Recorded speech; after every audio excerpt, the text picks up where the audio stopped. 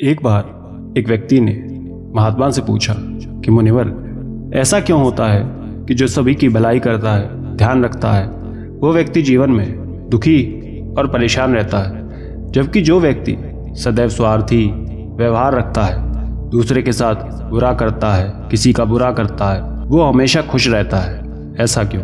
क्या दूसरे की बुराई करने में ही समझदारी है? ये प्रश्न सुन महात्मा मुस्कुरा कर कहते हैं कि यह आप सभी की अज्ञानता भरी सोच है कि बुराई करने वाला व्यक्ति सुखी है, जबकि सच तो ये है कि ये लोग जीवन की सच्चाई से दूर हैं। वो अज्ञानता से भरे हुए हैं, जिसके कारण वो सत्य नहीं देख पाते और जिसकी वजह से बस बुरे कर्म करते रहते हैं। और फिर जब उस बुरे कर्म का घड़ा भर जाता है तो वो एकदम टूट जाता है और सब कुछ उनके समक्ष आ जाता है। जो सुख अच्छा कर्म करने में है, भलाई में है, वो बुराई में नहीं। जब आप किसी के साथ अच्छा करते हैं तो आपको भीतर से जो खुशी होती है वो आपके जीवन में आनंद भरती है। इसी से संबंधित आज आपको मैं एक कहानी सुनाता हूँ। दोस्तों, कहानी में आप खो जाएं उससे पहले ही चैनल को सब्सक्राइब कर लीजिए, वीडियो को लाइक करके कमेंट बॉक्स में नमो बुद्धाय लिखकर वीडियो की शुरुआत करते हैं। एक बार एक नगर में दूसरे राज्य का एक व्यक्ति चोरी करते हुए पकड़ा जाता है। ये काफी समय से नगर में रहकर चोरी कर रहा था, लेकिन आज तक कोई उसे पकड़ नहीं पाया। एक दिन वो चोर राजा के यहाँ चोरी करते हुए पकड़ लिया जाता है। तब उसे राजा के समक्ष खड़ा किया जाता है। राजा उसे क्रोध में जेल में बंद करने का आदेश देता है, साथ ही इस पर कोड़े मारने के लिए भी कहता है, क्योंकि उसने अब तक काफी ज्यादा चोरी की थी। जब चोर को सजा सुनाई जाती है तब वो अपनी भाषा में अपशब्द कह देता है। क्योंकि चोर दूसरे राज्य का था, इसलिए उसकी भाषा सबसे भिन्न थी, जो वहां पर कोई समझ नहीं पाता। लेकिन राजा का मंत्री उसकी भाषा समझकर कहता है कि महाराज, ये चोर आपको अपने शब्दों में अपशब्द वचन बोल रहा है, इसे और अधिक कठोर दंड दीजिए। भला एक चोर किसी राजा का ऐसे अपमान कैसे कर सकता है? ये सुन राजा अपने सलाहकार, जो कि मंत्री की तरह ही राजा का खास था, उससे भी पूछता है कि क्या इस चोर ने मुझे भला बुरा कहा?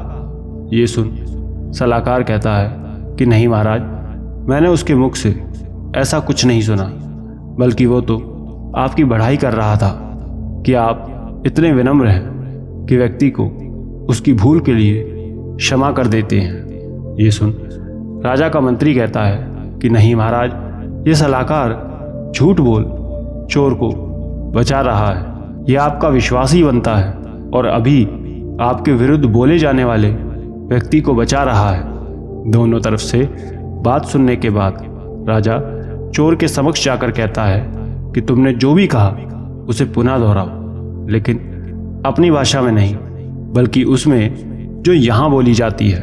यदि तुमने झूठ कहा तो तुम्हें इससे भी बड़ा और कठोर दंड दिया जाएगा।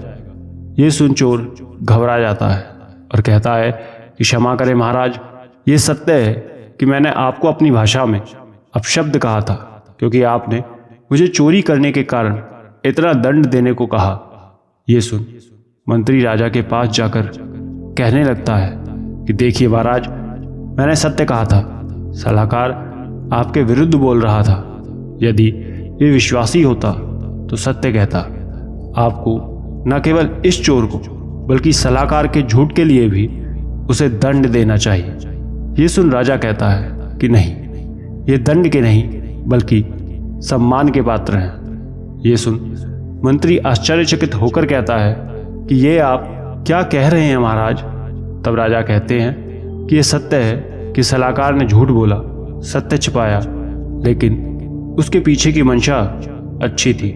उसने भलाई करने के उद्देश्य से झूठ कहा और ऐसा उसने उसे बचाने के मन से किया था, क्योंकि उसने मानव धर्म को सर्वोपरि रखा। और राजधर्म को पीछे। फिर मैं ऐसे कैसे उसे दंड दे दूं? तुमने सत्य कहा, लेकिन तुम्हारे सत्य कहने के पीछे की मंशा गलत थी।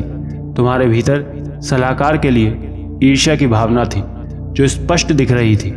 तुम चोर को दंड दिला स्वयं को मेरी दृष्टि में मेरा अपना दिखाना चाहते थे। तुम्हारी ये ईर्ष्या की भावना दिख रही है। ये सुन मंत्री आंखें नीचे कर लेता है। उसे भरी सभा में स्वयं के सत्य के सामने आने पर शर्मिंदगी होती है।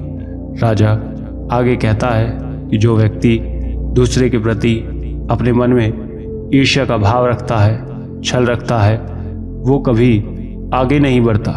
आपको इन सब से ऊपर मनुष्यता को रखना चाहिए, ना कि अपने भीतर की इस मंशा को।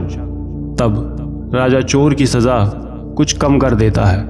कहानी के अंत में महात्मा कहते हैं कि इस कहानी की तरह हमारे जीवन में भी यही होता है कि जो व्यक्ति दूसरे के साथ बुरा करता है, उनकी बुराई सोचता है, उनके लिए ईर्ष्या का भाव रखता है, वो व्यक्ति जीवन में कभी स्वयं खुश नहीं हो सकता।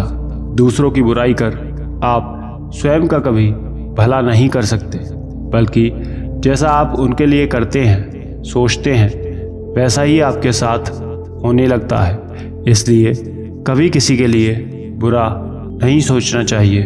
ये सोचना छोड़ दें कि आपके द्वारा की गई भलाई व्यर्थ है।